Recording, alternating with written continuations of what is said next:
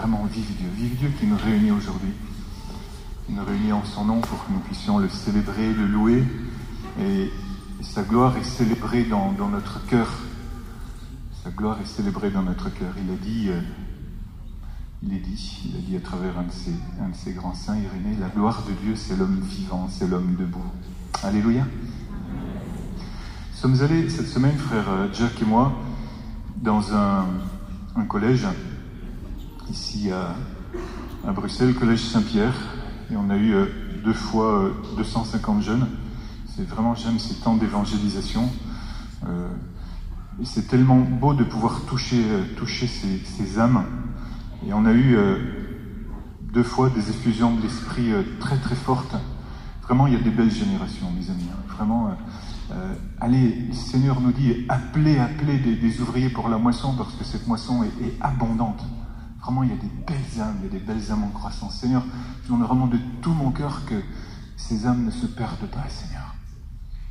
On a vécu des temps de silence, d'intériorisation impressionnants. 250 jeunes avec leurs profs qui étaient là, vraiment les yeux fermés à accueillir l'Esprit Saint. C'était extraordinaire.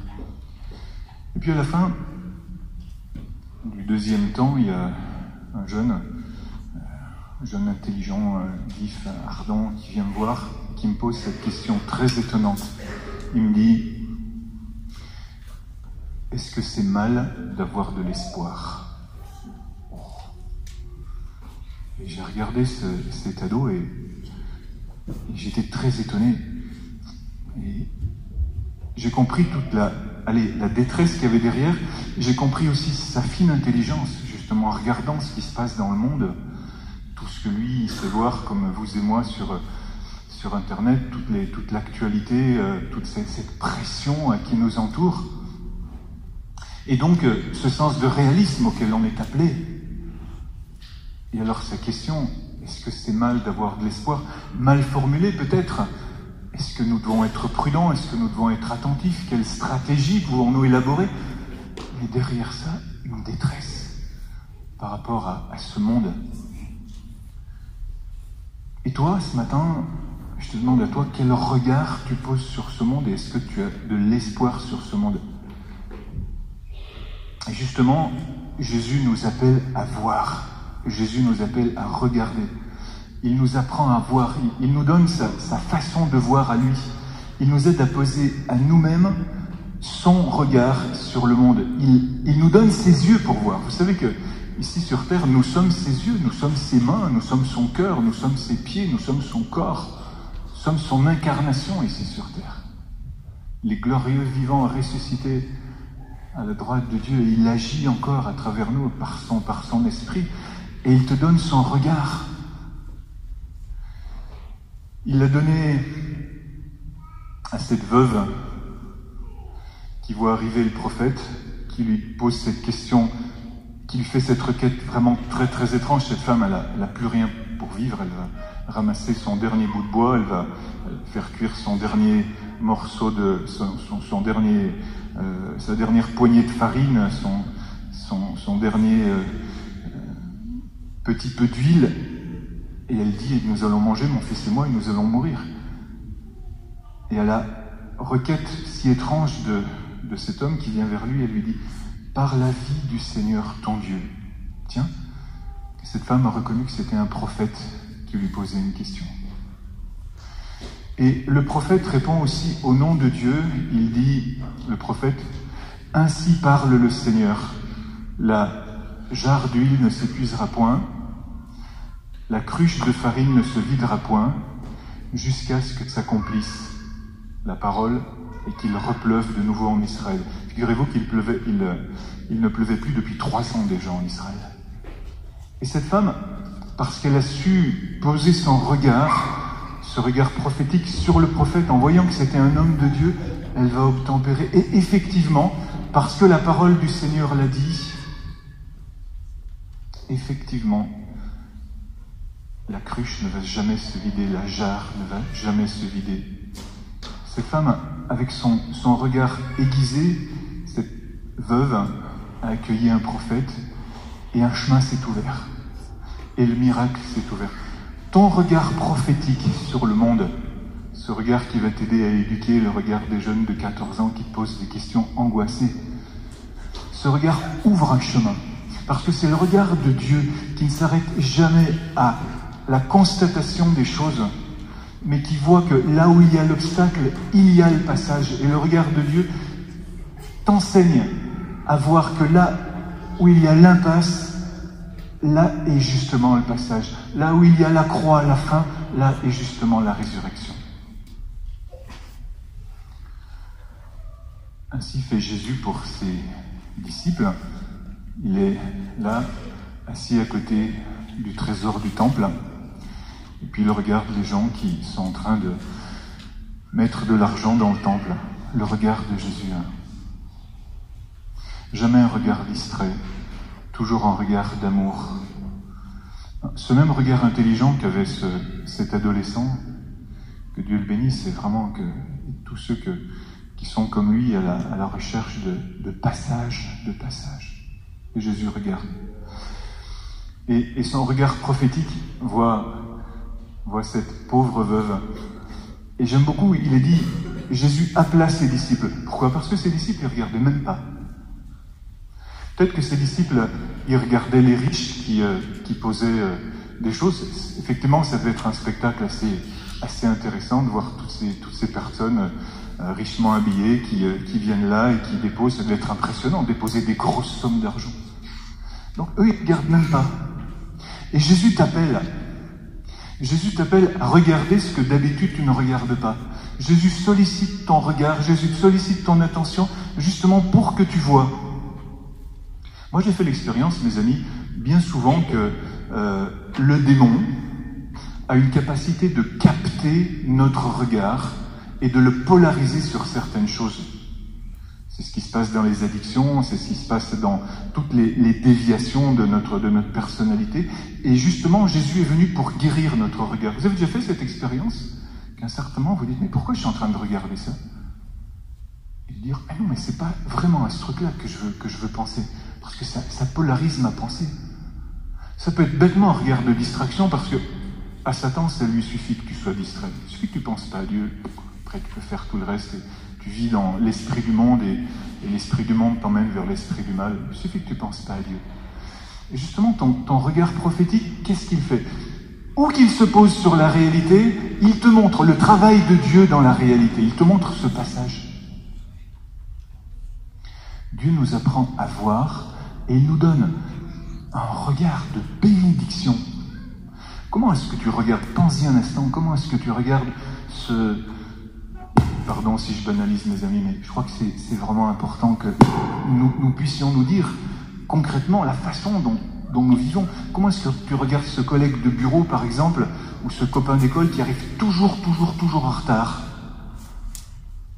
sans avoir jamais eu peut-être un instant de compassion pour te dire il est en train de traverser une phase difficile de sa vie et il a vraiment besoin de ma compassion, il a vraiment besoin de mon encouragement pour que justement il puisse être restauré, pas se faire virer, pas se faire saquer. Comment est-ce que moi je peux poser un regard? Il a juste besoin de mon regard d'encouragement. Juste ça. Comment est-ce que je regarde ceci ou cela, toutes ces personnes que simplement j'observe, mais sans regarder quel travail Dieu est en train de faire à travers ces personnes que je rencontre? Je sais pas moi. J'ai déjà prié pour les chefs d'État, ceux qui me sont le plus antipathiques, ceux dont l'attitude me semble la plus absurde. Jésus m'appelle, il dit, mais viens voir, regarde. Ce qui se passe, c'est, tu vois, cette petite once-là, de bien qu'il y a à l'intérieur de cette personne, c'est ça que tu dois exalter. C'est ce en quoi tu dois croire. Et alors, quand je vois ça, quand je vois la façon dont Dieu éduque mon regard et dont il m'aide à poser mon regard d'une façon prophétique sur le monde qui m'entoure, je vois qu'il a aussi posé son regard sur ma petitesse. Comme il a posé son regard sur cette pauvre veuve qui va devenir un instrument de salut pour Israël, parce qu'elle va nourrir ce prophète, le prophète Élie, qui va devenir un feu dévastateur pour tous les ennemis d'Israël. Simplement en étant ce qu'elle est, et simplement en aiguisant son regard, elle va accueillir ce prophète, elle va le cacher aux yeux et à la recherche mortifère de la reine Jézabel, jusqu'à ce que Jézabel soit mise en déroute et que les 900 faux prophètes soient éliminés. Toi aussi, tu peux être cet instrument-là. Et cette pauvre veuve célèbre jusqu'à la fin des temps, qui nous apprend le sens des petites choses, qui nous apprend aussi à aiguiser notre regard. Dieu a mis aussi ses yeux sur ma petitesse à moi, sur ce qui est tellement limité en moi, sur ce que j'aime pas de moi, sur ce qui est... Sur ce que j'aime bien mettre entre parenthèses, ne pas trop en parler, ne pas trop y penser, ne pas trop le considérer, surtout ne pas trop le montrer.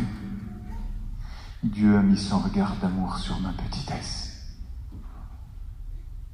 Et je sais qu'il veut faire de moi un instrument de salut. Je sais qu'il veut faire de moi un instrument de rédemption. Je sais que je suis dans son plan. Je sais que je fais partie de sa stratégie d'amour. Parce que non seulement il me sauve à moi, il me considère à moi, mais il veut que mon quotidien, dans mes gestes les plus banals, répétitifs, fatigués, fatigants, ait du sens et soit aussi un instrument de salut. Je ne sais pas comment. Et surtout, je ne veux pas trop chercher à savoir. Ce qui est important pour moi, c'est l'intimité avec lui. C'est cet amour que je ressens et que je veux vivre avec lui. Dieu a posé sur moi son regard. Et ça me donne beaucoup, beaucoup de joie. Vous savez pourquoi? Parce que c'est un décalage par rapport à la réalité. Le royaume des cieux, il est décalé par rapport au monde. Jésus a dit que Satan est le prince de ce monde. C'est-à-dire de ce monde matérialiste, de ce monde qu'il a oublié. Satan en est le prince. Et je ne vous fais pas un dessin. Satan est le prince de ce monde, mais les enfants du royaume que nous sommes sont décalés par rapport à ce monde. Ils prennent, c'est-à-dire du recul par rapport à ce monde, pour mieux le pénétrer.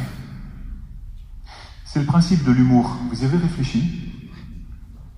L'humour, de la même façon, c'est un décalage par rapport à la réalité. C'est ce pas de recul que tu fais pour pas te perdre dans les problèmes et justement t'en sortir, mais pas t'en sortir pour te tirer ou t'en tirer, mais t'en sortir pour mieux ensuite pénétrer la réalité avec un nouvel impact, une nouvelle force de pénétration, force de transformation, qui est la joie.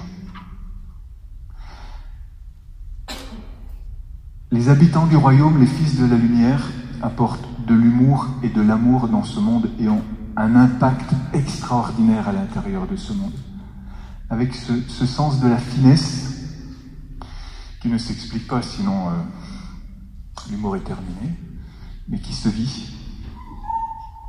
Et cette force de pénétration du royaume fait des enfants de lumière des gens tellement décalés, tellement attrayants, qu'on va chercher leur compagnie et que, à leur simple compagnie, on s'aperçoit que nous aussi on entre dans la transformation du monde parce que Dieu nous a donné ce regard de pénétration. Alléluia. Et Dieu un jour a posé son regard sur la petitesse de François d'Assise. Et François s'est senti tellement, tellement aimé dans sa petitesse. Tellement, tellement pardonné, tellement rejoint dans ce qu'il avait de plus petit, alors qu'il était le plus grand à Assise. C'était le plus, pardonnez-moi le terme, le plus péteux des fils de la bourgeoisie. Mais il s'est aperçu que Dieu l'avait rejoint dans sa pauvreté. Dieu l'avait rejoint dans sa petitesse. Et alors il a voulu, parce qu'il n'y allait pas par quatre chemins, être vraiment tellement, tellement décalé par rapport à ce monde et porter une joie qui allait durer pendant des millénaires et des millénaires, qu'il a choisi de dépouiller complètement pour se faire le plus petit possible, le plus faible possible, pour que Dieu puisse encore de plus en plus poser son regard sur lui, pour qu'il puisse faire l'expérience de cette paternité, de la providence de Dieu sur sa vie. C'est ça le sens de la pauvreté franciscaine, c'est faire l'expérience de cette bonté, de cette tendresse du Père, de la goûter et de vivre cette joie paradoxale où tu n'as plus rien, où tu es minable, où tu es réduit à rien, et tu vas non seulement vivre la joie, mais la répandre tout autour de toi. Et des milliers et des milliers et des milliers l'ont suivi pendant des siècles et des siècles, jusqu'à aujourd'hui. Et pour certains, on a besoin d'être franciscain pour le vivre, pour d'autres, parce qu'ils le ressentent et ils l'entendent comme un appel, eh bien, ils font cet engagement dans la vie religieuse, ou bien aussi, ils s'engagent dans la vie laïque, comme vont faire ces jeunes qui vont s'engager aujourd'hui, qui s'engagent dans le tiers-ordre, dans la branche jeune du tiers-ordre franciscain, de l'ordre franciscain séculier, qui s'appelle la jeunesse franciscaine. Et j'aime avoir que ces jeunes ont entendu cet appel, ceux qui seront donnés les réponses à ces jeunes qui viennent dire « mais est-ce que c'est mal d'avoir de l'espoir ? Est-ce que c'est mal d'avoir de l'espoir ?» Et de façon complètement décalée, parce que c'est décalé aujourd'hui de s'engager. Vous êtes un peu dingue, hein ? Vous êtes au courant, ouais. Complètement. Vous êtes un peu shooté, non ? C'est ça. Il me semblait. Alléluia. Alors, ceux qui vont continuer l'homélie, parce que ce sur quoi ils vont s'engager maintenant, vraiment, c'est très édifiant et réconfortant pour nos âmes. Je dis à celui qui enregistre, parce qu'on enregistre chaque dimanche, parce que il y a des amis qui viennent écouter ça par Internet, et je vous salue aussi au passage. Voilà, continuez d'enregistrer jusqu'à la fin, et nous allons vivre maintenant, là, tout de suite, cet engagement. Benjamin.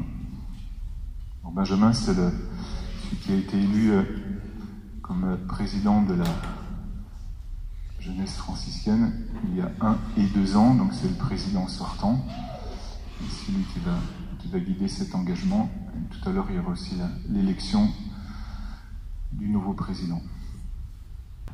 Toute la jeunesse franciscaine, je vous invite à venir devant. Frères et sœurs, que voulez-vous ?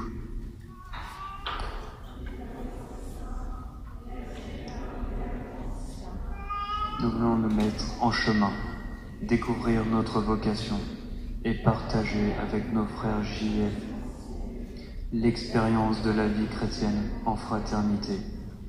Que demandez-vous au Seigneur ? Moi, Samuel. Moi, Corentin. Moi, Benjamin. Moi, Leslie. Moi, Django. Moi, Constance. Moi, Anne. Moi, Antoine. Moi, Lucie. Moi, Anne-Gaëlle. Moi, Sophie. Moi, Brigida. Moi, Camille. Moi, Amandine. Moi, Maria. Moi, Cédric. Moi, Clément. Moi, Timothée. Moi, Timothée. Moi, Salomé. Moi, Stéphanie. Frères et sœurs, que demandez-vous au Seigneur ? Nous demandons à notre Seigneur Jésus-Christ d'éclairer les ténèbres de notre esprit, de nous donner une vraie humilité, une foi droite, une espérance solide, une parfaite charité, et qu'en toutes choses nous agissions conformément à sa volonté. Confiants dans sa force, nous demandons au Seigneur de vous bénir. Prions. Vous priez avec moi dans votre cœur, mes amis.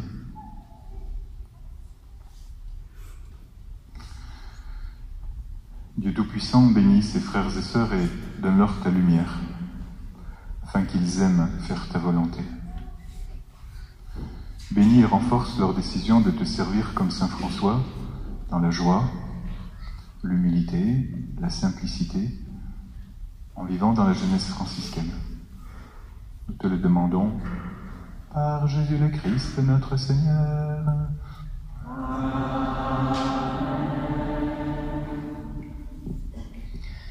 Frères et sœurs, la Vierge Marie a répondu oui à l'appel de Dieu. Vous aussi, vous voulez répondre oui à l'appel du Saint-Esprit. Votre promesse s'incarnera dans votre vie de tous les jours, par vos oui et vos non concrets. Je vous invite maintenant à exprimer à voix haute l'engagement que vous prenez pour vivre plus résolument la grâce de votre baptême. Nous disons non à Satan, à toutes ses œuvres et à ses séductions. Nous rejetons le péché et tout ce qui conduit au mal. Nous disons non à l'arrogance et à la violence, au pouvoir et au succès à tout prix. Nous disons non à l'apparence et à la possession au détriment de l'être. Nous disons non au mensonge, à la ruse, à la tricherie et à la fraude. Nous disons non à la culture de mort. Nous disons non à tout ce qui détruit la communion fraternelle, les médisances, les indiscrétions, le dénigrement des autres et le mauvais esprit. Nous ne voulons pas abîmer notre cœur, notre corps et notre être profond par les images, les films, les conversations et les actes d'impureté dans la déviance de l'amour. Et vous tous assemblés, est-ce que vous nous aiderez? Répétez après moi, oui, nous vous aiderons. Oui, nous vous aiderons. Nous disons oui à Jésus, qui est notre route, notre joie et notre vie. Nous poserons des actes concrets pour apprendre l'esprit de pauvreté, qui nous libère des choses vaines. Nous désirons apprendre l'esprit d'humilité et de simplicité, qui nous décentre de nous-mêmes. Nous sommes fidèles à l'Eucharistie du dimanche, jour de la résurrection, et davantage lorsque cela nous est possible. Nous nous engageons à recevoir le sacrement du pardon avant les grandes fêtes liturgiques. Nous voulons garder nos âmes ouvertes aux grands horizons et à tous les souffles du large, garder nos cœurs libres pour tous les dons, afin que sur la route de la joie, nous méritions de conduire à Jésus tous ceux qui s'approchent de nous et ceux dont nous nous approchons. Nous disons oui à apprendre de Jésus le sens et la compréhension généreuse de la croix qui se dresse à tous nos carrefours, espoir de salut et de résurrection. Nous disons oui à vivre dans l'amitié profonde avec Jésus, en son Église. Nous disons oui à être fidèles aux rencontres de la jeunesse franciscaine pour nous entraider à tendre vers une cohérence de vie humaine, chrétienne et franciscaine. Assemblée, est-ce que vous nous aiderez? Oui, nous vous aiderons. Merci. Vous tous, acceptez-vous d'aider vos frères à tenir leur engagement par votre propre fidélité? Oui, nous l'acceptons. Sûr de la force de l'Esprit Saint, sous le regard aimant de la Vierge Marie, et soutenu par vos frères, faites votre promesse dans la jeunesse franciscaine. Oui, Père, me voici, je désire faire ta volonté. Oui, Fils bien-aimé du Père, je m'engage à faire effort pour vivre ton évangile. Oui, Esprit Saint, toi qui fais les apôtres, j'accepte d'être témoin et évangélisateur dans mon milieu de vie. Oui, frères et sœurs, je m'engage à approfondir ma vocation à la lumière de la vie et du message de Saint François. Le monde attend le passage des saints. Je désire devenir saint. Pour cela, 3 piliers façonneront chacune de mes journées. Je m'engage à prendre un temps de prière quotidien, à nourrir un intérêt passionné pour les autres et à me donner par de multiples petits dépassements de moi-même. Je vais maintenant vous remettre un tau. Alors le tau, c'est le symbole qui avait été choisi par François. C'est une lettre en forme de croix, avec laquelle François signait les quelques lettres rares qu'il a écrites. C'est une lettre qui est citée dans le livre d'Ézéchiel, où il est dit que les élus du Seigneur porteront un tau sur leur front lorsque l'ange de justice passera. On verra qu'ils sont marqués par ce tau. C'était repris par Saint Jean ensuite dans l'Apocalypse. François, qui connaissait bien ce passage de l'Écriture, a adopté ce symbole pour ses frères. Que ce tau te rappelle ta promesse de vivre l'Évangile à la suite de Saint François. Maintenant, nous allons chanter.